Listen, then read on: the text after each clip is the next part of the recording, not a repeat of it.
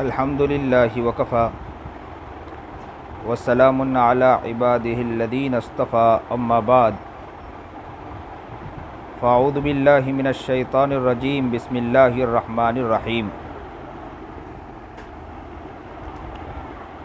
मन अमिल सालिहम मिन ज़करिन औ उन्सा व हुवा मुअमिनुन फलनुहयियन्नहु हयातन तय्यिबा।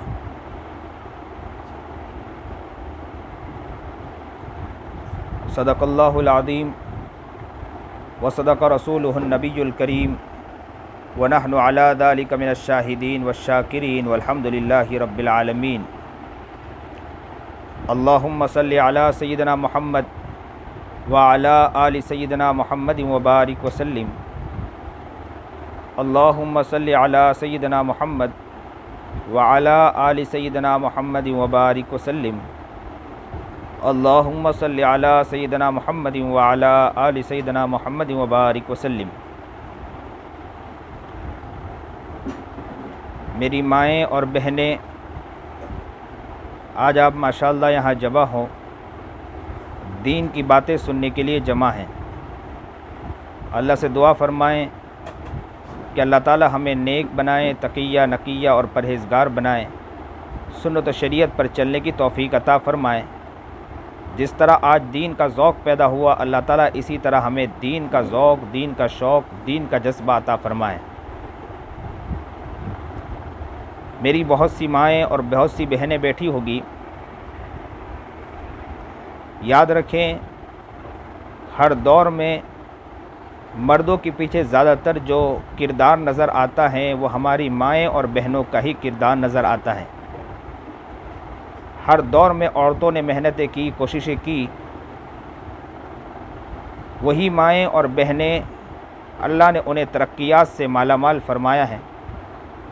बहुत सी औरतें ऐसी थीं कि उन्होंने अपने आप को ऐसा बनाया कि अल्लाह ने उन्हें ऐसा कामयाब किया कि उन्हीं के कोख से निकलने वाले फ़र्द, उन्हीं के जो वो अफराद जो उनके घर से पैदा हुए, अल्लाह ने दुनिया के अंदर उन्हें तरक्की अता फ़रमाई।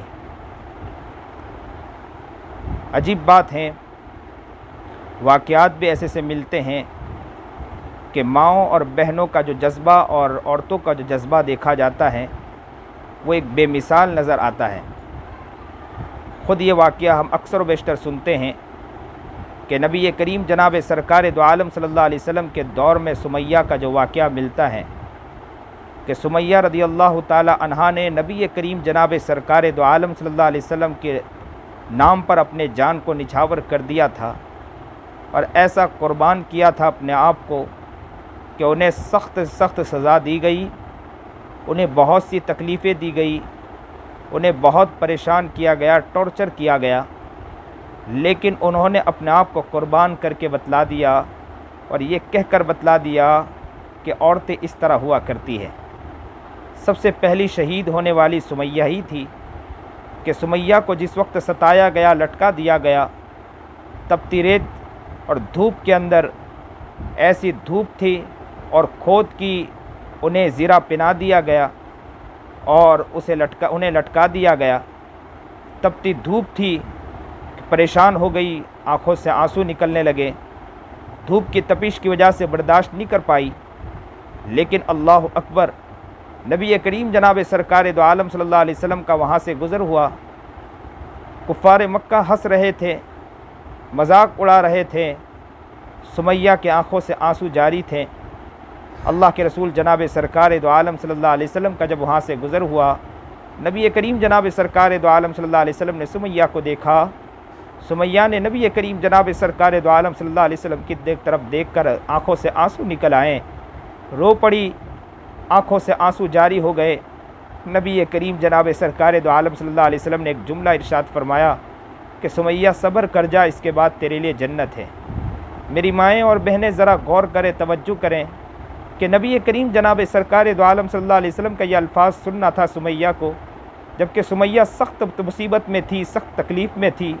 उन्हें लटका कर कुफ़ार मक्का हंस रहे थे और उन्हें सज़ा दे रहे थे। सुमैया का दिल टूट गया था, रो रही थी, आँखों से आंसू जारी थे। हम अगर उस जगह होते तो हमारे अल्फाज क्या होते, ज़रा सोचें।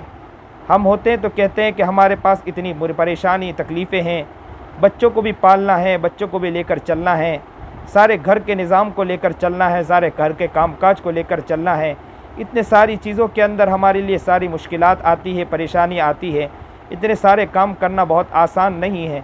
लेकिन सुमैया ने ये अल्फ़ाज़ नहीं बोला, बल्कि ये अल्फ़ाज़ कहा कि नबी करीम जनाब सरकार दो आलम सल्लल्लाहु अलैहि वसल्लम ने जो अल्फ़ाज़ फरमाया कि सुमैया इसके बाद तेरे लिए जन्नत है, ये अल्फ़ाज़ का सुनना था कि सुमैया ने कहा कि इसके बाद अब मेरे लिए कोई परेशानी नहीं।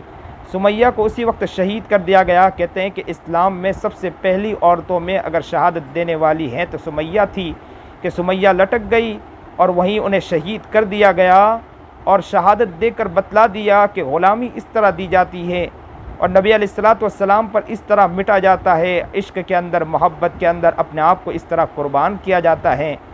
ये अजीब कुर्बानी थी, ये अजीब जज्बा था इनके दिलों के अंदर। और याद रखें, औरतों के अंदर जज्बे देखे हैं, औरतों के अंदर इस तरह कुर्बानियों का मादा देखा है। ऐसे ऐसे औरतों के वाक़यात मिलते हैं कि उन वाक़यात से मालूम होता है कि उन्होंने ऐसी ऐसी कुर्बानियाँ पेश की हैं, उन्होंने अपने आप को कामयाब किया है।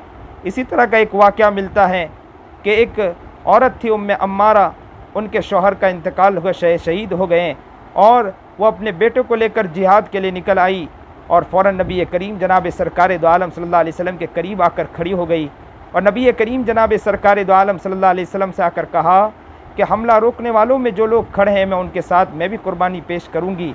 और वो आकर खड़ी हो गई। कहते हैं कि एक किब्ती शख्स आया और एक दरिंदा सिफत इंसान आया, उसने ज़बरदस्त हमला किया। उम्मे अम्मारा रोक रही थी, फिर वो हमला कर रहा था, उम्मे अम्मारा उसको भी रोक रही थी, यहाँ तक कि उसने कई वार किए। उम्मे अम्मारा ज़ख्मी हो गई, बर्दाश्त नहीं कर पाई। अब थोड़ी देर के बाद किसी ने आवाज़ लगाई और कहा, उम्मे अम्मारा तेरे बेटे को किसी ने तेरे बेटे को किसी ने ज़ख्मी कर दिया है। उम्मे अम्मारा दौड़कर उसके करीब गई और अपने बेटे को देखा, खून में लथपथ था। खून को रोकने की कोशिश की, खून का फव्वारा छूट रहा था। कपड़े निकाला और बांधने की कोशिश की और अपने बच्चे से कहा कि बेटे खड़े हो जाओ, बेटे खड़े हो जाओ, तेरा कट जाना मुझे बर्दाश्त है, तेरा मिट जाना मुझे बर्दाश्त है, तेरा शहीद हो जाना मुझे बर्दाश्त है, लेकिन आका नामदार मोहम्मद अरबी जनाब सरकार दो आलम सल्लल्लाहु अलैहि वसल्लम पर एक आँच आ जाए मुझे बर्दाश्त नहीं है। उम्मे अम्मारा ने यह करके दिखा दिया कि बच्चों हर चीज़ कर लेना, लेकिन यह है कि नबी करीम जनाब सरकार दो आलम सल्लल्लाहु अलैहि वसल्लम पर तकलीफ़ आ जाए, इसे बर्दाश्त न करना। उम्मे अम्मारा ने यह करके दिखा दिया और ये औरतों को पैगाम दे दिया कि औरतें हो तो ऐसी औरतें हो जिसके अंदर जज्बा हो तो इस तरह का जज्बा हो, जिसके अंदर शौक़ हो तो इस तरह का शौक़ हो। मैं मेरी माँओं से कहना चाहता हूँ, मैं मेरे बहनों से कहना चाहता हूँ, ओ मेरी माएँ, ओ मेरी बहनें, आप जब कुर्बानियाँ देना जब चाहती हो, आप जब कुर्बानियाँ देने की कोशिश करोगी, याद रखना आप ही के घरों से एक अफराद बनकर निकलेंगे। आप ही लोग बहुत ही कामयाब होते हैं, आप ही लोग कुर्बानियाँ देकर बहुत आगे बढ़ती हो। याद रखना, जब आपके अंदर जज्बा आता है, आप माओ बहनों के अंदर जब जज्बा आता है, अल्लाह ताला तरक्कियात का जीना उसी घरों के अंदर और तरक्कियात का जीना उसी घरों उस माहौल के अंदर पैदा कर देता है। याद रखो, आप लोग कोशिशें करें, आप लोग मेहनत करें, कुर्बानियाँ देने का जज्बा पैदा करें। औरतें बहुत कामयाब होती हैं, औरतें जब कोशिश करती हैं बहुत आगे भी बढ़ती हैं। अक्सर देखा गया कि औरतों ने मेहनतें की, औरतों ने कोशिशें की, अल्लाह ने उन्हें कामयाब भी किया है, अल्लाह ने उन्हें तरक्की भी दी है। और औरतों के ही बारे में सुना जाता है कि औरतें ही वो होती हैं कि जिनके औरतों ही वो होती हैं कि अक्सर जो कामयाब मर्द जो होते हैं, उन कामयाब मर्दों के पीछे औरतों ही का किरदार नज़र आता है। इसलिए मैं मेरी माँओं और बहनों से ज़रूर कहता हूँ कि याद रखो, आप लोग नेक बनोगी, आप लोग दीनदार बनोगी तो याद रखो आपका घर भी प्यारा बनता चला जाएगा, आपके बच्चों में भी दीनदारी आती चली जाएगी, बच्चे भी नेक बनते चले जाएंगे। ख्वाजा निज़ामुद्दीन औलिया रहमतुल्लाह अलैह के बारे में आता है कि वो कहने लगे कि मैं एक मर्तबा अपने घर में दाखिल हुआ। कहते हैं कि अक्सर व बेशतर ऐसा होता कि घर में खाना होता और कभी कभार ऐसा होता कि घर में कुछ नहीं होता। तो ख्वाजा निज़ामुद्दीन औलिया रहमतुल्लाह अलैह कहते हैं कि मेरी माँ अक्सर कहा करती, जब घर में कुछ खाना ना हो, मैं घर में दाखिल हूँ, अम्मी से कहता हूँ कि अम्मी खाना दीजिए। माँ कहती है कि बेटा आज हम रब के मेहमान हैं, इसलिए कि घर में कुछ नहीं, आज हम रब के मेहमान हैं। ख्वाजा निज़ामुद्दीन औलिया कहते हैं मैं छोटा बच्चा था, लेकिन माँ के जब ये अल्फाज सुनता हूँ तो मुझे इतनी खुशी होती कि दिल बाग बाग हो जाता। कहते एक मरतबा अड़ोस पड़ोस से गल्ला आना शुरू हुआ, कुछ दिन तक गल्ला आता रहा। मैंने दिल में सोचने लगा कब माँ से दोबारा वह अल्फाज सुनूँ। एक मरतबा फिर गल्ला ख़त्म हो गया, खाने के लिए घर में कुछ नहीं था। मैं फिर घर में दाखिल हुआ, माँ से कहा खाने के लिए कुछ है कि नहीं। तो माँ ने फिर वही अल्फाज कहें कि आज हम रब के मेहमान हैं। ख्वाजा निज़ामुद्दीन अवलिया कहते हैं कि अल्फाज मेरे दिल पर ऐसे चुभते थे कि इतना प्यारा लगता था मुझे अल्फाज। माँ की अल्फाज सुनने के बाद मैं इतना खुश हो जाया करता था और कहा करता था कि माँ के ये अल्फाज मेरे दिल के ज़ख्म को भर दिया करते हैं। ख्वाजा निज़ामुद्दीन अवलिया कहते हैं कि एक मरतबा मेरी वालिदा के इंतकाल का वाक़या सुनाते हैं कि मैं घर में एक मरतबा चाँद देखने के लिए ऊपर चढ़ा। चाँद देखने के बाद नीचे आया और आने के बाद माँ की कदम बोसी की। माँ की कदम बोसी करने के बाद माँ से कहा कि माँ मुझे दुआ दे दीजिए। जैसे ही दुआ के लिए कहा तो माँ ने कहा कि बेटे इस बार तो आप दुआ ले लोगे, आने वाले महीने चाँद देखने के बाद दुआ ले सकोगे। बस ये अल्फाज सुना ख्वाजा निज़ामुद्दीन अवलिया कहते हैं कि मेरे दिल में ख्याल आ गया कि हो सकता है कि अब मेरी माँ दुनिया में नहीं रहने वाली। फ़ौरन ये अल्फाज कहा कि माँ मुझे दुआ दे दीजिए। तब ये अल्फाज सुने तो माँ ने कहा कि ऐसा करें कि कल आ जाएं, मैं कल दुआ दे दूँगी और मैं इंशाअल्लाह बतला दूँगी। तो फ़ौरन वो कहने लगे कि मैं राह देखने लगी, राह देखने लगा कि माँ मुझे बुलाएगी। दूसरे दिन अचानक तहज्जुद के मौके पर एक बीबी आई और मुझे कहने लगी कि माँ तुम्हें बुला रही है। मैं करीब गया। ख्वाजा निज़ामुद्दीन अवलिया कहते हैं मैं जैसे ही करीब गया और बेटे ने माँ ने कहा बेटे जब तुमने कल मुझसे कहा था लाओ सीधा दाना हाथ मुझे दो। जैसे ही दाना हाथ दिया माँ ने अपने हाथ में उसका दाना हाथ रखा और दाना हाथ रखने के बाद अल्लाह से कहा कि ए अल्लाह मैं तुझे इसको तुम्हारे हवाले करती हूँ, अल्लाह तू इसे कामयाब कर दें। ख्वाजा निज़ामुद्दीन अवलिया कहते हैं कि मेरी आंखों से आंसू बहने लग गए, मैं तड़प गया, मैं मचल गया। माँ ने मुझे अल्लाह के हवाले ऐसा किया कि ऐसे में अल्लाह के हवाले हुआ कि दुनिया ने देखा कि ख्वाजा निज़ामुद्दीन अवलिया ने क्या काम किया और दुनिया ने देखा कि अल्लाह ने उनसे क्या बेहतरीन काम लिया है। याद रखो कि जब माएँ और बहनें बनती हैं तो बच्चों के अंदर भी बेहतरीन किरदार आते हैं, बच्चों के अंदर भी किरदार बनते चले जाते हैं। औरतों ही के अंदर अक्सर व बेशतर देखा है कि औरतें जब बनने की कोशिश करती हैं तो बच्चों के अंदर भी बेहतरीन किरदार होते हैं। एक वाक़या मिलता है ख्वाजा कुतुबुद्दीन बख्तियार काकी रहमतुल्लाह अलैह का कि अजीब व गरीब वाक़या।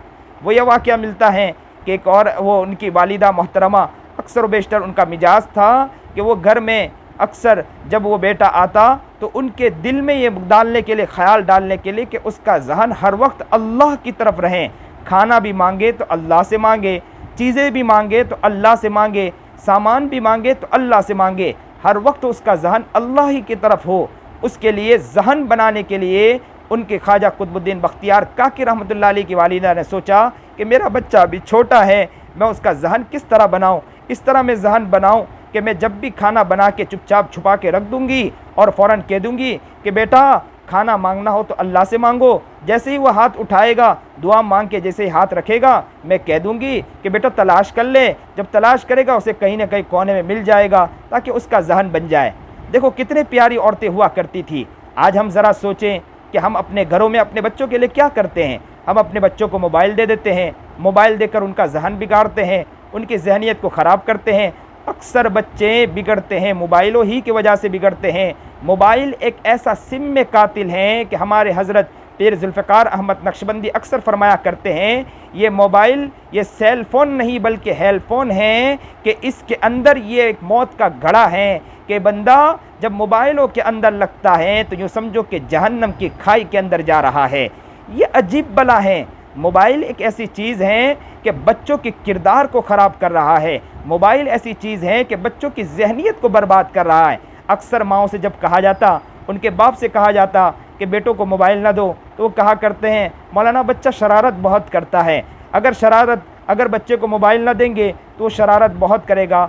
तो मैं अक्सर कहा करता हूँ कि कि बच्चा शरारत नहीं करेगा तो कौन शरारत करेगा? क्या हम शरारत करेंगे? क्या हम गद्दों पर बैठकर शरारत करेंगे? या हम घरों में नाचने लगेंगे, कूदने लगेंगे? नहीं, ये तो बच्चों का काम है, बच्चे ही तो शरारत करेंगे। अभी बच्चे शरारत नहीं करें तो कब बच्चे शरारत करेंगे? बच्चों को खेलने देना चाहिए। बच्चों की तंदुरुस्ती इसी के अंदर है, बच्चों की फिटनेस इसी के अंदर है कि बच्चों को बाहर खेलने देना चाहिए। हम तो बच्चों को बाहर खेलने भी देना नहीं चाहते। अक्सर बेशतर माओं को और बाप को समझाया जाता कि बच्चों को खेलने दें तो कहा करते हैं कि मौलाना बाहर निकलेगा बच्चा बिगड़ जाएगा। सही बात है कि बच्चा बिगड़ जाएगा, लेकिन हमें भी तो ख्याल रखना चाहिए कि बच्चा कर क्या रहा है। लेकिन बच्चा जितना बाहर खेलेगा तो उसकी बॉडी बनेगी, बच्चा बाहर खेलेगा उसके अंदर तंदुरुस्ती आएगी, बच्चा बाहर खेलेगा तो बाहर के हवामान लगने की वजह से बच्चों के अंदर बाहर बेहतरीन उसकी तबीयत बनेगी।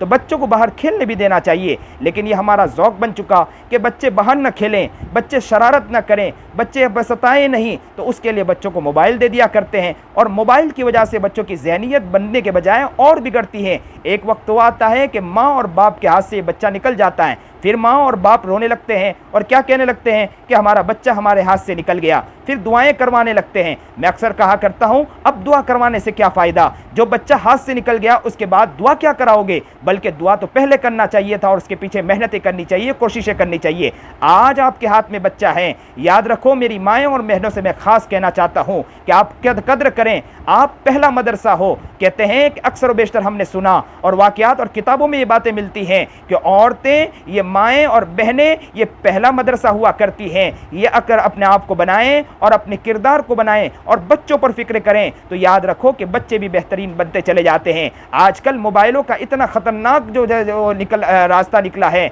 और सबील निकली है कि बच्चे मोबाइलों की वजह से बिगड़ते चले जाते हैं, बच्चों की वजह से माहौल ख़राब होता चला जाता है। सिर्फ मोबाइल की वजह से बच्चे नहीं बिगड़ते, बल्कि बच्चे क्या करते हैं, बाहर निकलने के बाद वो दूसरों की भी ज़हनियत ख़राब करते हैं। स्कूल में जाने के बाद स्कूल के दूसरे बच्चों के भी जहन बिगाड़ते हैं, इसलिए कि खुद ने भी मोबाइल लेकर अपने जहन को बिगाड़ा और बच्चे बाहर जाने के बाद दूसरों का जहन बिगाड़ते हैं, इदारे में जाने के बाद जहन बिगाड़ते हैं। उस्तादों के पास जिस तरह पढ़ना चाहिए नहीं पढ़ते हैं, उस्तादों के सामने हो जाते हैं और फिर माएँ और बाप कहते हैं कि मेरे बच्चों के किरदार के ऊपर मेहनत करें, मेरे बच्चे के ऊपर तरबियत करें। मैं अक्सर बेशतर कहा करता हूँ, एक साहिब मेरे पास आए और मुझे कहने लगे कि मेरे बच्चे पर फिक्र करो। तो मैंने कहा कि पहले तुम बनकर आओ तो फिर बच्चों के बारे में मुझे बात बतलाना। पहले बाप और माँ बन के नहीं आते और माँ बाप भी इस तरह बनने की कोशिश नहीं करते, या माँ बाप फिक्रे नहीं करते अपने बच्चों के बारे में, तो क्या बच्चों के बारे में हम फिक्रे करें? ये तो हमारा काम है। हम ये नहीं कहते हैं कि हम फिक्रे नहीं करें, हम ये नहीं कहते बच्चों के पीछे मेहनत नहीं करना,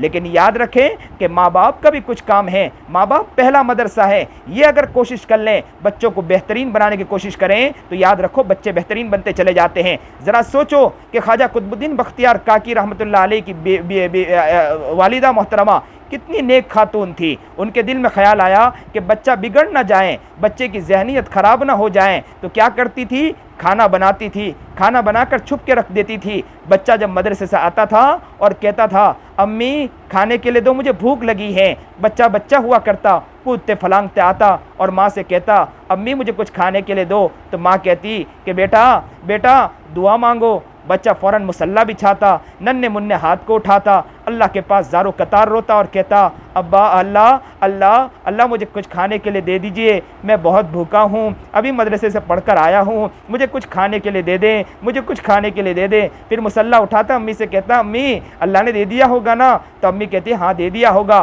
फिर वो बच्चा तलाश करता और उसे कोने में कहीं ना कहीं रोटी मिल जाती, वो रोटी उठाता, खाना उठाता और खाना खा लेता। ये कितना प्यारा माहौल बनाने की वो औरत कोशिश करती थी। वो औरत सोचती थी कि मेरे बच्चे के जहन में मैं अल्लाह की मोहब्बत को भर रही हूँ, मेरे बच्चे के जहन में अल्लाह के प्यार को भर रही हूँ, मेरे बच्चे के जहन में अल्लाह की वहदानियत को भर रही हूँ। वो हर वक्त अपने बच्चों से कहती कि बेटा कुछ भी मांगना हो तो किससे मांगना? अल्लाह से मांगना। कोई भी चीज़ चाहे तो अल्लाह से लेना। बच्चा बचपन से ये चीज़ सीख रहा था कि मुझे अल्लाह से लेना। नन्ना मुन्ना बच्चा था। एक दिन माँ किसी काम के लिए निकल गई और किसी काम के लिए किसी घर में चली गई और वहाँ गई, अचानक काम में भूल गई कि कितना वक्त हो गया। काफ़ी देर के बाद उसे याद आया कि मेरा बच्चा मदरसे से आ गया होगा, वो खाना रोटी और तलाश करेगा। आज उसके जहन में कहीं ऐसा ना हो कि उसके दिल में ख्याल आए कि रोटी तो मुझे मिली नहीं है, आज अम्मी नहीं इसलिए मुझे रोटी नहीं मिली, हो सकता अम्मी पका कर देती हो। तो उसके जहन में ख्याल आया, माँ के जहन में, कि हो सकता है कि बच्चे का जहन फिर बिगड़ ना जाए। दौड़ते दौड़ते आ रही थी, अल्लाह से दुआ करते करते आ रही थी कि अल्लाह तेरी मोहब्बत को मैं भरना चाहती थी, तेरे लिए मैं कोशिश कर रही थी, अल्लाह ख्याल रख लेना, अल्लाह हिफाजत कर लेना। दौड़ते दौड़ते जैसे ही घर पर आई, बच्चा सोया हुआ पाया, बच्चे के करीब गई और उसको बोसा देने लगी और प्यार करने लगी और नन्हे मुन्ने बच्चे को कहा, मेरे लाल, मेरे कलेजे उठ जाओ, ज़रा देखो तेरी माँ आ चुकी है। बच्चा उठा। माँ ने पूछा कि बेटे तुम्हें भूख लगी होगी ना, चलो मुसल्ला बिछाओ, अल्लाह से रो। बच्चे ने कहा, अम्मी मैं तो घर में आया था और मुसल्ला बिछाया, मुझे भूख बहुत लगी थी, मैंने मुसल्ला बिछाया, अल्लाह से खूब रोई हो, मैं खूब रोया हो और रोकर अल्लाह से कहा, अम्मी अल्लाह अल्लाह आज तो अम्मी भी नहीं है मेरे पास खाने के लिए कुछ भी, मैं अम्मी भी नहीं है, मुझे आज भूख भी बहुत लगी है, अल्लाह कुछ दे दीजिए। मैं ऐसा रोया। मैंने मुसल्ला रखा, मुसल्ला रखने के बाद तलाश किया, मुझे एक रोटी का टुकड़ा मिला, मैंने उसे उठाया और खाया। अम्मी आज तक मुझे ऐसी रोटी नहीं मिली जो उस वक्त, मैंने आज तक जितनी भी रोटी खाई मुझे इतना अच्छा नहीं लगा जो आज की रोटी में, जितनी आज की रोटी में जो जायका था वो जायका मैंने आज तक नहीं पाया। अल्लाह अकबर कबीरा, अल्लाह अकबर कबीरा। ये कैसी औरतें थी, उन्होंने अपने बच्चों के पीछे कैसी मेहनत की, तब तो जाकर ख्वाजा कुतुबुद्दीन बख्तियार काकी रहमतुल्लाह अलैह बनकर निकलते हैं। आज हमारी माएँ और बहनें ज़रा अपने घर के अंदर देखें, अपनी गिरबान में झाँक कर देखें कि वो बच्चों को क्या सिखा रहे हैं, बच्चों की क्या जहनीत बना रहे हैं। अक्सर बच्चे देखा गया कि बाहर जाते हैं, किसी से लड़ाई होती है तो लड़ाई होने की वजह से या सामने वाले ने कुछ मार दिया हो, घर में आकर अम्मी से कहते हैं, अम्मी उसने मुझे मारा, तो माँ फ़ौरन सिखाती है कि बेटे तुमको मारा है, तुम भी जाके दो लगा कर आओ। ये बच्चों को सिखाया जाता, बल्कि ये नहीं सिखाना चाहिए, बल्कि ये जहनीत ये बनानी चाहिए, नहीं नहीं बेटे बेटे उसने मारा है ना, जाओ उसके पास जाओ और कहो कि हमने तुम्हें माफ़ कर दिया, हमने तुम्हें माफ़ कर दिया, और याद रखो कि मैं तुम्हारा दोस्त हूँ पक्का, आज से जो भी गलती हूँ मैं माफ़ी चाहता हूँ। बच्चों की ये जहनीत बनानी चाहिए। लेकिन हमारे घरों में क्या जहनीत बनती है, अक्सर व बेशतर देखा गया कि माएँ अपने घरों में बैठकर किसी पड़ोस वालों की बुराइयाँ करती होती है, पड़ोस वालों की बुराइयाँ करती होती है, या कभी अपने शोहर की बुराई करती होती है, कभी अपनी सास की बुराई करती होती है, कभी अपने ससुर की बुराई करती होती है, कभी अपने ननंद और भावज की बुराई करती होती है। बच्चा करीब बैठकर जो भी सीखता है ये अपनी माएँ से सीखता है, ये अपनी बहनों से सीखता है, ये अपने घर के अफरादों से सीखता है। याद रखो कि हम अगर बनने की कोशिश करोगे तो घर का माहौल तब्दील होता चला जाता है, घर का माहौल बदलता चला जाता है। ख्वाजा मोइनुद्दीन चिश्ती रहमतुल्लाह अलैह के बारे में आता है कि एक मरतबा घर से ख्वाजा मोइनुद्दीन चिश्ती रहमतुल्लाह अलैह निकले, कहते हैं कि इलाके बंगाल के सफ़र में निकले, वहाँ से जब लौटे तो माँ से आकर कहने लगे, माँ मुसल्ले पर बैठी थी और फ़ौरन आए, माँ के पास करीब आकर बैठ गए और ख्वाजा मोइनुद्दीन चिश्ती ने कहा, अम्मी मैं एक वाक़या बतलाऊँ? माँ ने प्यार से कहा, बेटे बतलाओ क्या बात है। ख्वाजा मोइनुद्दीन चिश्ती ने कहा कि मैं सफ़र में निकला था ना अम्मी, अजब गजब वाक़या हो गया। बोले क्या वाक़या हुआ? बोले कई लाख लोगों ने इस्लाम कबूल किया और कई लाख लोग मेरे हाथ में बैत हो चुके, बहुत से लोग इस्लाम कबूल कर चुके और बहुत से लोग मेरे हाथ में बैत हो चुके। अजब वाक़या देखने में मिला, फ़ख्र से मेरा सर ऊंचा हो गया। माँ के सामने बच्चा कहने लगा, बच्चा के दिल में, ख्वाजा मोइनुद्दीन चिश्ती कहते हैं कि मेरे दिल में ख्याल आया कि हो सकता है कि माँ दुआ देगी, माँ कहेगी बेटा अल्लाह ने तुझे बहुत कामयाब किया। तो माँ ने फ़ौरन ये अल्फाज नहीं कहा, बल्कि ये अल्फाज कहा कि बेटे ये तुम्हारा कमाल नहीं, ये कमाल तो मेरा है। तो हमारे बच्चे ने, ख्वाजा मोइनुद्दीन चिश्ती रहमतुल्लाह अलैह कहते हैं, मैंने अपने माँ से पूछा, अम्मी इसमें तुम्हारा क्या कमाल है? सफ़र मैंने किया, निकला मैं हूँ, थकान मैंने बर्दाश्त किया और वहाँ निकलने के बाद लोग मेरे हाथ में बैत हुए, लोग मेरे हाथ में इस्लाम कबूल किया, इसमें आपका क्या कमाल है? तो माँ ने बहुत प्यार से कहा कि बेटे मैं तुझे क्या बतलाऊँ, जब भी मैंने तुझे दूध पिलाया, मैंने वज़ू करके दूध पिलाया, उसकी बरकत थी कि जिसकी वजह से अल्लाह ने तुझे ये कमाल अता फरमाया। मैं कुर्बान हूँ ऐसी माँओं पर, मेरे माँ बाप उन पर कुर्बान हो जाए। क्या जज्बा था उनके दिलों के अंदर, क्या जज्बा था उनके दिलों के अंदर। वो वज़ू करके अपने बच्चों को दूध पिलाया करती थी, ऐसी कुर्बानियाँ दिया करती थी। याद रखो जब माएँ इस तरह कुर्बानियाँ देती हैं, घरों में इस तरह माहौल बनाने की कोशिश करती हैं, तो याद रखो बच्चों के अंदर भी बदलाव आते चले जाते हैं, बच्चों के कैरेक्टर भी बदलते चले जाते हैं। माएँ बनना चाहती हैं, औरतें बनना चाहती हैं, हमारी बहनें बनना चाहती हैं, तो याद रखो एक न एक दिन ज़रूर बनोगी। लेकिन याद रखो हम बनने की कोशिश भी तो करें, हम अपने आप को बढ़ाने की भी कोशिश करें। कुरान करीम की मैंने आयत खुतबे में पढ़ी, मन अमिल सालिहम मिन दकरिन औ उन्था व हुवा मुमिनुन फलनुहय्यन्नहु हयातन तय्यिबा, जो मोमिन हो मर्द हो या औरत, अगर नेक साले अमल किया, नेकी की तरफ बढ़ने की कोशिश करें, अल्लाह उसे पाकीज़ा ज़िंदगी अता फरमा देते हैं। क्या प्यारी बात है।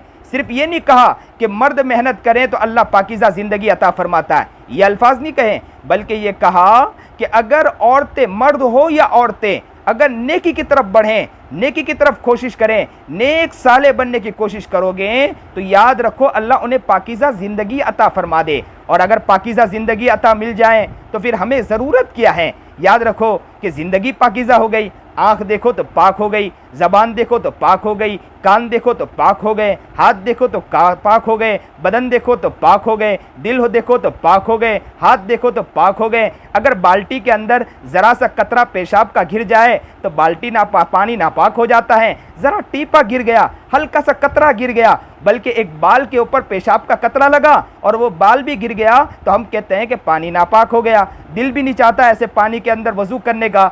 याद रखो अल्लाह ने क्या फरमाया, मन अमिला सालिहा, और कुरान करीम कह रहा है, और कुरान करीम की कोई बातें झूठी भी नहीं हो सकती। कुरान करीम कहता है मन अमिला सालिहा मिन ज़करिन औ उन्था वहुव मुमिनुन फलनुहय्यन्नहु हयातन तय्यिबा, अगर नेक साले अमल किया, नेक साले अमल किया, मर्द हो या औरत, तो अल्लाह उसे पाकीज़ा ज़िंदगी अता फरमा देता है। बाल्टी के अंदर नापाकी गिरने की वजह से बाल्टी का पानी नापाक हो सकता है, अगर पानी के अंदर गंदगी न गिरे तो बाल्टी का पानी पाक रहता है। अल्लाह फरमाता है कि तुम्हें पाकीज़ा ज़िंदगी अता फरमा दूंगा।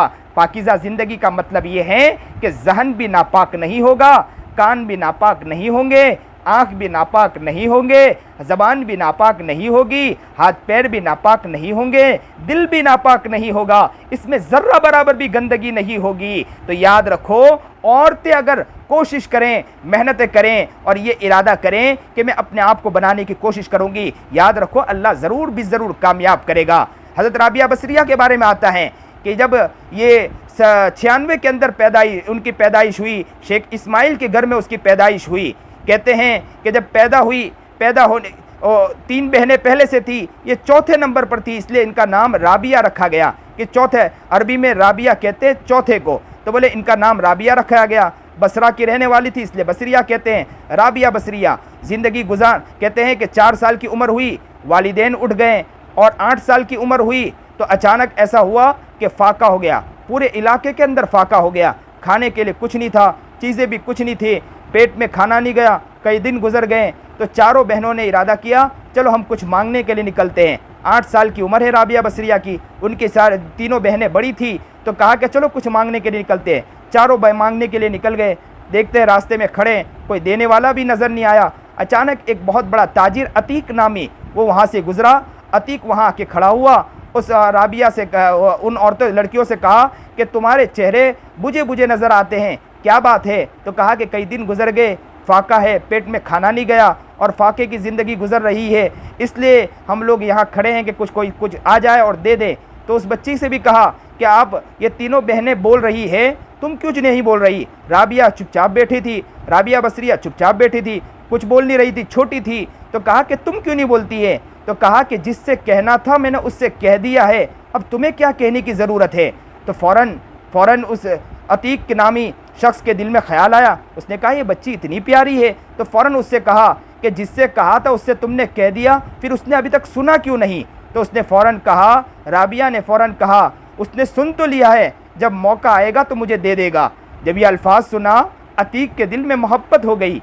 उसने कहा, उन बच्चियों से कहा कि ये बच्ची को तुम मेरे हवाले कर दो, तो मैं तुम तीनों के लिए इतने रुपए दे देता हूँ कि तुम फाके के अंदर इन हालात के अंदर तुम अच्छे से ज़िंदगी गुजार सको। तो छोटी बहन ने भी कहा, अगर यही वाक़या है तो आप लोग रुपये ले लो।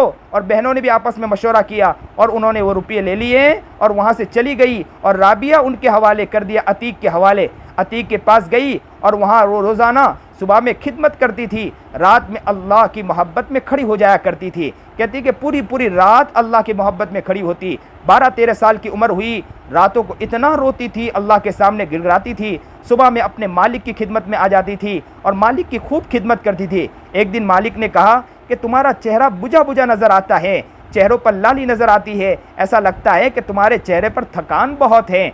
तो उसने फ़ौरन कहा कि कुछ हो गया क्या, या कोई बीमारी हो गई? तो फ़ौरन राबिया ने कहा कि नहीं नहीं नहीं, क्या कुछ नहीं हुआ मुझे। तो कहा कि आपका चेहरा बुझा बुझा नज़र आता है, क्या बात है? मालिक ने राबिया बसरिया ने कहा कि अतीक अपने मालिक से कहा कि मालिक, हो सकता है कि आपके खिदमत में कोई कमी आती हो। तो मालिक ने फ़ौरन कहा नहीं, कोई खिदमत में कमी नहीं, मुझे कोई परेशानी नहीं है, मुझे कोई मसला नहीं है, मुझे कोई हालात नहीं है। मैं तो सिर्फ तेरे चेहरे को देखकर मैंने कहा कि तुम्हारा चेहरा बुझा बुझा नज़र आता है, चेहरों पर ऐसा नज़र आता है कि थकावट नज़र आती है, इसलिए मैंने आपसे पूछा। तो अतीक फ़ौरन राबिया बसरिया ने अपना सर झुका लिया। कहती है कि एक मरतबा रात को अल्लाह की याद में मस्त थी, अतीक को अचानक कोई वजह से कोई ज़रूरत पेश आई, फ़ौरन खड़ा हुआ, आँख खुल गई। अचानक उसने एक कोने की तरफ देखा कि राबिया बसरिया का जो कमरा था उसमें चिराग जल रहा था। अतीक उठा और जाकर देखने लगा कि जाऊँ देखूँ कि राबिया कर क्या रही है। जाकर देखा तो राबिया मुसल्ले पर खड़ी होकर अल्लाह के सामने गिड़गिड़ा रही थी और कह रही थी कि मेरे अल्लाह, मैं रात भर दुआ मांगती हूँ, रात भर आपकी इबादत में खड़ी होती हूँ, लेकिन सुबह में मैं अपनी मालिक की खिदमत की वजह से मैं आपके सामने खड़ी नहीं हो सकती। आपका अजान देने वाला अजान देता है, लेकिन नमाज के लिए मैं देर से आकर खड़ी होती हूँ, क्योंकि मालिक की खिदमत मुझे बहुत लेट हो जाता है। अल्लाह मुझे माफ़ कर दे, अल्लाह मुझे माफ़ कर दे, अल्लाह मुझे माफ़ कर दे, अल्लाह मुझे माफ़ कर दे। अतीक ने कहा, जब ये सुना तो वो बेचारा रात भर नहीं सो पाया। अतीक कहता है कि मेरी रात की नींद उड़ गई। सुबह हुई, मैंने राबिया को बुलाया और राबिया बसरिया से कहा कि मैंने तुझे आज़ाद कर दिया, जा तू आज़ाद हो गई। राबिया बसरिया पैर पे गिर गए और कहने लगी कि क्या मेरी खिदमत में कोई कमी रह गई? बोले नहीं, कोई खिदमत में कमी नहीं रही। तो कहा आपने इतनी सारी रकम दी, मैं उसका हक भी नहीं अदा कर पाई। तो उसने कहा नहीं, मुझे कोई हक की ज़रूरत नहीं है, मैंने तुझे सब माफ़ कर दिया, लेकिन तो एक काम मुझे माफ़ कर दे। बोले क्या बात है? बोले तू जिसके सदके मांग रही थी रात भर, उसके सदके मेरे लिए भी दुआ कर दे कि मैंने तुझे जितना काम लिया अल्लाह मुझे भी माफ़ कर दे। राबिया बसरिया ने कहा मैं अल्लाह से दुआ करती हूँ कि अल्लाह तुम्हें भी माफ़ कर दे। अल्लाह अकबर कबीरा। ये औरतें हुआ करती थी। राबिया बसरिया ने अपनी ज़िंदगी को ऐसा बनाया था, उनकी ज़िंदगी ऐसी प्यारी ज़िंदगी हो गई थी राबिया बसरिया। राबिया बसरिया के ही वाक़या तो एक मिलता है कि उनके सामने किसी ने गोश्त ला कर रखा, भून कर गोश्त ला के रखा। ज़ारो कतर राबिया बसरिया रोने लगी। किसी ने पूछा कि राबिया बसरिया क्यों रो रही हो? राबिया तुम क्यों रो रही हो? तुम्हारे सामने भुना हुआ गोश्त है, उसके बावजूद भी रो रही हो। तो ज़ारो कतार रोने लगी और कहने लगी कि क्या बतलाऊं कि मैंने जब गोश्त को देखा तो मेरे दिल में ख्याल आया कि पहले मुर्गे को ज़बा किया गया होगा, ज़बा करने के बाद उसको आग में भूना गया होगा, इसके बाद मेरे सामने लाकर पेश किया गया है। कल क़यामत के दिन अल्लाह के सामने जब मैं पेश होंगी, अगर मैं गुनहगार होंगी, मैं अगर फ़ाहिशा होंगी, अगर मैं गुनहगार होंगी, गुनाहों में लथपथ होंगी, तो अल्लाह ताला मुझे ज़िंदा ही जहन्नम में डाल देगा और मुझे भून देगा। ये कहकर ज़ारो कतार रोने लगी। अल्लाह अकबर कबीरा। उन्होंने अपनी ज़िंदगी को कैसी प्यारी ज़िंदगी बनाई थी। अल्लाह अकबर। ऐसा वाक़या भी मिलता है कि एक मरतबा सो रही थी राबिया बसरिया, घर में सो रही थी, अचानक एक चोर खिड़की के रास्ते से अंदर दाखिल हुआ। जैसे ही अंदर दाखिल हुआ, दाखिल होते के साथ उसने पूरा घर तलाश किया, उसे कुछ नहीं मिला। एक चादर मिली, चादर लेकर भागने लगा। जैसे ही चादर लिया और निकलने लगा तो उसको खिड़की उसकी आंखों से ओझल हो गई। जैसे ही खिड़की आंखों से ओझल हो गई, उसके आंखों में उसके आंखों की बिनाई चली गई। तो उसने फ़ौरन चादर फेंका। चादर फेंकना था, फिर खिड़की नज़र आई, वो भागने लगा। उसके दिल में खौफ तारी हो गया कि क्या माजरा है। वो जैसे ही दौड़ने लगा तो गैबी आवाज़ आई, और गैबी आवाज़ आई कि तू मेरे यार तो मेरा सोया हुआ है, लेकिन दूसरा यार जागा हुआ है, उसका ख्याल रख रहा है। अल्लाह अकबर कबीरा। ये औरतें कैसी औरतें हुआ करती थी, उन्होंने अपने आप को कैसे बनाया था, उन्होंने अपने आप को कैसे बनाने की कोशिश की। अल्लाह हमें भी नेक बनाएं, अल्लाह हमें भी तकिया नकिया परहेज़गार बनाएं। याद रखें, अगर हम नीयत करें, हम दुआएं करें, हम अपने आप को बदलने की कोशिश करें, अगर बनोगी तो याद रखो घर भी बनता चला जाएगा। हम अपने आप के घर में माहौल बनाने की कोशिश करोगे तो याद रखो कि घर के अंदर माहौल बनता चला जाएगा, ज़िंदगी के अंदर माहौल। मैं उससे पहले भी आया था, मैंने ये बातें बतलाई थी कि याद रखो कि औरतें घर में मर्द दाखिल हो तो मोहब्बत के साथ उन्हें सलाम पेश करें और उनको घर में लाकर मोहब्बत के साथ बिठाएं। इसलिए उनको फिर उनसे कहें कि हो सकता आप थक कर आए होंगे, हो सकता है कि आपको बहुत सी परेशानी वाक़ई हुई होगी, वो लोगों ने बोला होगा, हो सकता है बहुत धूप लगी होगी, चीज़ें हुए होगी, आओ बैठो, मैं तुम्हारे लिए पानी लाती हूँ। मोहब्बत के साथ उनको बिठाएं, मोहब्बत के साथ उनसे बातें करें। याद रखो, अगर इस तरह का माहौल पेश करोगी, इस तरह का माहौल बनाओगी, बच्चों से भी कहो कि अब्बू घर में दाखिल होंगे ना तो अब्बू के साथ मोहब्बत के साथ बात करना, अब्बू को सलाम पेश करना। बच्चों को सिखाओ, घर में माहौल बनाने की कोशिश करो, रात की तालीम शुरू करो और घर में माहौल बनाओ कि हम कुरान करीम पढ़ेंगे, खूब तिलावतें करेंगे। बच्चों से भी कहो। अभी मैं अफ्रीका का सफ़र था, अफ्रीका के सफ़र में मैंने अजीब व गरीब वाक़या देखा। ये वाक़या देखा कि एक शख्स थे, उन्होंने अपने घर में माहौल बनाया। क्या माहौल बनाया? माहौल ये बनाया कि बच्चों से कहा कि बेटे अभी स्कूल की छुट्टी है तो कुछ ना कुछ करना चाहिए, चलो दुरूद शरीफ और इस्तग़फ़ार पढ़ना चाहिए। तो उन्होंने बच्चों का इस्तग़फ़ार और पूछे कि बेटे कितने इस्तग़फ़ार पढ़ते हो? बच्चे तस्बीह लेकर घूम रहे हैं। पूछा कितने इस्तग़फ़ार हुए? तो पता चला किसी ने कई हज़ार, किसी ने कई लाख मरतबा तस्बीह पढ़ चुके, सिर्फ 3 दिन के अंदर। ज़्यादा दिन भी नहीं गुजरे थे, 3 ही दिन के बाद मेरा जाना हुआ था। तो कहते 3 दिन के अंदर हज़रत इतने लाख मरतबा तस्बीह पढ़ चुके। अल्लाह अकबर। जब मैंने ये माहौल देखा, मैं उस माँ को सलाम पेश कर दिया कि कैसी माँ होगी, ये कितनी प्यारी औरत होगी कि उसने अपने बच्चों के अंदर ऐसी माहौल लाने की कोशिश किया। याद रखो, औरतें नेक बन जाएं, औरतें तकिया नकिया परहेजगार बन जाएं, हया और पाकदामनी उसके ज़िंदगी में आ जाएं। अगर ये खसलतें आ जाए, चीज़ें आ जाएं, तो याद रखो कि घर का माहौल बनता चला जाएगा। हम ही तो हैं कि घर का माहौल बना सकते हैं, हम ही तो हैं माहौल बना सकते हैं, हम ही तो घर को अंदर अपना बेहतरीन निज़ाम ला सकते हैं। अगर हम कोशिश करेंगे, मेहनत करेंगे और दुआएं करेंगे, इंशाअल्लाह एक वक्त आएगा अल्लाह माहौल बनाता चला जाएगा। अल्लाह आपको कामयाब करें, अल्लाह आपको तकिया नकिया परहेजगार बनाए। मैंने जितने वाक़यात बयान किए हैं, मैं अल्लाह से दुआ करता हूँ कि इन वाक़यात का वास्ता देकर कहता हूँ, अल्लाह इन वाक़यात के वास्ते से अल्लाह पूरे घर के माहौल को बदल दीजिए, नबी अलैहिस्सलाम का आशिक बना दीजिए, नबी अलैहिस्सलाम की सुन्नतों पर चलने वाला बना दीजिए। आप लोग जितनी भी औरतें यहाँ जमा हैं और मेरा पैगाम जहाँ जहाँ तक पहुँचे, मैं सब माँ और बहनों से कहता हूँ कि बच्चों को नबी की सुन्नतें सिखाओ, नबी का तरीका सिखाओ और मोबाइल से हत्तल इम्कान दूर रखो। मोबाइल सिम में कातिल है, मोबाइल कत्ल करने वाली चीज़ है कि बच्चों के ज़िंदगी को काट देती हैं, बच्चों की ज़िंदगी को तबाह कर देती हैं, मलियामेट कर देती है, बच्चे को बर्बाद कर देती हैं। न दो बच्चों को मोबाइलें, ये मोबाइल बच्चों को बर्बाद कर देती हैं। बच्चों की फ़िक्र करो। बच्चे अगर कोई थोड़ी भी छोटी चीज़ें देखते हो तो बच्चों को इसके करीब तक ना आने दो और कहो कि बच्चों याद रखो ये अच्छी चीज़ नहीं है। मैं अपने घरों के अंदर अपनी बच्चियों को कहता हूँ, मेरी बच्ची है, मैं अक्सर कहता हूँ कि अक्सर बच्ची आकर खड़ी हो जाती, मैं कहता हूँ कि बेटी इसमें देखकर क्या करोगी, जब बड़ी हो जाओगी तब याद रखना अच्छी अच्छी चीज़ें इसमें देखना, अभी तुम अच्छे अच्छे काम करो। तो अब वो खुद कहती है, अबू मैं क्या करूं, मैं कुरान शरीफ लेकर बैठूं या तस्बीह लेकर बैठूं। मैं उसको कहता हूं कि कितनी तस्बीह पढ़ेगी ज़रा बतला, तो फ़ौरन वो हाथ में तस्बीह लेकर घूमना शुरू कर देती है और कहते हैं अब्बू मैंने इतनी मरतबा तस्बीह पढ़ी। तो मैं कहता हूं कि अक्सर कोशिश करें, हम माहौल बनाएंगे तो घर का माहौल बनता चला जाता है। हम माहौल तो बनाने की कोशिश करें, माहौल तो बनाने की फ़िक्र करें, अपने आप को बनाने की कोशिश करें, घर के माहौल को बदलने की कोशिश करें। अगर हमारे अंदर थोड़ी कुछ गफलत हो, हमारे अंदर कुछ कमी हो, लेकिन अगर वो कमी हो तो उस कमी को देखते हुए बच्चों के अंदर लाने की ना कोशिश करो, बच्चों के अंदर उसको लाने की कोशिश ना करो। अगर बच्चों में भी लाने की कोशिश करोगे तो कल उठ के बच्चे कहेंगे कि हमारी माँ और हमारे बाप ने सिखाया ही कुछ नहीं।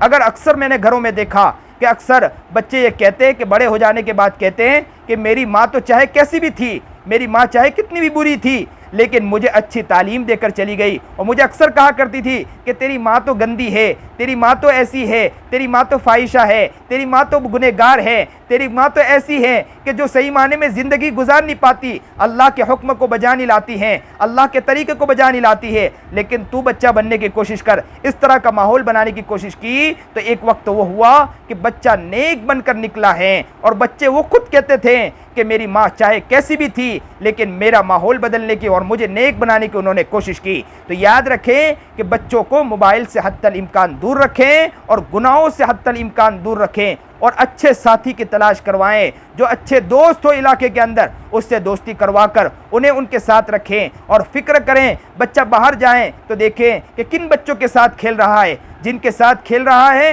वो बच्चा अच्छा है कि बच्चा अच्छा नहीं, अगर नहीं है तो कोशिश करें उन बच्चों को समझाएं। बच्चा छोटा हो तो जल्दी समझ जाएगा, उन्हें समझाएं कि बेटे ऐसों के साथ दोस्ती न रखना, दोस्ती रखोगे तो नुकसान होगा। अक्सर व बेशतर हमने भी अपने घरों के अंदर, हमारी वालिदा भी इसी तरह मेहनत किया करती थी। एक मरतबा मैं दुकान पर गया, ज़्यादा देर हो गई। माँ ने पूछा इतनी देर क्यों हो गई? मैंने कहा कि वो सामान था लेने में देर हो गई और वहाँ पर भीड़ ज़्यादा थी, इसकी वजह से। तो फ़ौरन माँ ने और बुरखा पहना और माँ फ़ौरन उठ के चल दी और हमारी वालिदा उठ कर चली गई और वहाँ जाकर दुकान में जाकर पूछा कि यहाँ आया था यह बच्चा? तो फ़ौरन उस दुकान वाले ने कहा बच्चा आया था लेकिन भीड़ थी इसलिए वो आगे नहीं आ सका। तो ये इस तरह का ख्याल रखा जाता है। हम अपने बच्चों की फ़िक्र करें, देखें बच्चा कहाँ जा रहा, क्या कर रहा है, लेकिन बच्चों के ऊपर सख्ती का मतलब ये नहीं कि बच्चों की तंदुरुस्ती के ऊपर फिक्र न करें। बच्चों को खेलने के एतबार से उन्हें घर के अंदर पैक करके रख दे, ये नहीं, बल्कि बच्चों की सेहत की भी फिक्र करें, बच्चों की तंदुरुस्ती की भी फिक्र करें, बच्चों की फिटनेस की भी फिक्र करें, बच्चों के एतबार से हर एतबार से फिक्र करें। ये भी एक तरबियत है। तरबियत सिर्फ इसका नाम नहीं कि सिर्फ दीन सिखाएं, तरबियत ये भी है कि दीन के साथ खुद नबी करीम जनाब सरकार दो आलम सल्लल्लाहु अलैहि वसल्लम ने कि खाने और पीने के एतबार से और ज़िंदगी की तरबियत तंदुरुस्ती के एतबार से खुद नबी अलैहिस्सलाम ने भी फरमाया है। तो हमें भी चाहिए कि बच्चों की तंदुरुस्ती के एतबार से, बच्चों के जिस्म के एतबार से, सेहत के एतबार से, हर एतबार से हम ख्याल रखें और हम तरबियत यानी दीनी एतबार से भी फ़िक्र करें, इल्म के एतबार से भी फ़िक्र करें। अल्लाह हम सबको नेक बनाएं, अल्लाह हमको मुत्तकी और परहेज़गार बनाएं। जितनी भी मेरी माएँ बहनें बैठी है, अल्लाह सबको तकिया नकिया परहेज़गार बनाएं, सुन्नत व शरीयत पर चलने वाला बनाएं, नबी अलैहिस्सलाम का आशिक मस्ताना और नबी अलैहिस्सलाम की सीरत पर चलने की तौफीक अता फरमाएं। जो बात कही गई अल्लाह उस पर अमल करने की तौफीक अता फरमाएं। व आखिरु दावाना अल्हम्दुलिल्लाहि रब्बिल आलमीन। दुआ फरमा ले। सुबहान रब्बियल अलिय्यिल आलल वहाब अल्हम्दुलिल्लाहि रब्बिल आलमीन। अल्लाहुम्मा सल्लि अला सय्यिदिना मुहम्मद व अला आलि सय्यिदिना मुहम्मद व बारिक वसल्लिम। ला इलाहा इल्ला अंत सुबहानका इन्नी कुन्तु मिनज़ ज़ालिमीन। अल्लाहुम्मा इन्नका मलीकुम मुक़्तदिरुम मा तशाअ मिन अम्रि यकून। रब्बना ज़लमना अनफुसना व इल्लम तग़फिर लना व तरहमना लनकुनन्ना मिनल ख़ासिरीन। ए रब्बे करीम, हम गुनहगार ख़तावार, अल्लाह हमारे गुनाहों को माफ़ फरमा दे, ख़ताओं को माफ़ फरमा दें, गलतियों को दरगुज़र फरमा दीजिए। अल्लाह जी हमसे राज़ी हो जा, अल्लाह जी हमसे खुश हो जा, हमें अपनी मोहब्बत अपना प्यार अता फरमा दीजिए। ए रब्बे करीम, ये औरतें यहाँ बेचारी आकर बैठी है मौला, ये चाहती हैं कि कुछ ज़िंदगी बदलना चाहती है मौला, ये अपने आप को बदलना चाहती है मौला, इसीलिए तो दौड़ कर आई है और ये सोच कर आई है कि हम वहाँ पर दीन की बातें होगी, कुछ अच्छी बातें होगी, हमारी ज़िंदगी पलट जाएगी। अल्लाह ये जिस तरह दौड़ कर जिस मोहब्बत के साथ आई, अल्लाह इनकी इस मोहब्बत को कबूल फरमा लीजिए, इन्हें तकिया नकिया परहेज़गार बना दीजिए, सुन्नत शरीयत पर चलने की तौफीक अता फरमा दीजिए। अल्लाह इन्हें बेहतरीन औरतें बना दीजिए मौला, अल्लाह इन्हें सुमैया बना दीजिए, अल्लाह इन्हें राबिया बसरिया बना दीजिए, इन्हें उम्मे अम्मारा बना दीजिए। हमारी औरतों को भी अल्लाह कबूल फरमा लीजिए मौला, हमारी औरतों को भी कबूल फरमा लीजिए मौला। हमारी बीवियाँ बच्चे अल्लाह वो भी बनना चाहते मौला, कहते हैं कि हमारे लिए भी दुआएं करना। अल्लाह हर को कबूल कर ले मौला। अल्लाह औरतों के अंदर बड़ा जज्बा होता है, वो चाहती कि हम बदल जाए, लेकिन क्या करे बेचारे, कोशिश तो बहुत करती है। अल्लाह सब औरतों की ज़िंदगियों को तब्दील फरमा दे और अल्लाह उनके वास्ते से हमारी भी ज़िंदगी को तब्दील फरमा दे। हमें भी नेक बना, मुत्तकी बना, परहेज़गार बना, काम का बना लीजिए मौला। ज़िंदगी को सही गुजारने की तौफीक अता फरमा दीजिए। जो दुआ मांगी सारी दुआओं को मज़ अपने फजल करम से कबूल फरमा लीजिए। वसल्लल्लाहु तआला अला खैर खल्क़ि मुहम्मद व आलिहि वसल्लम।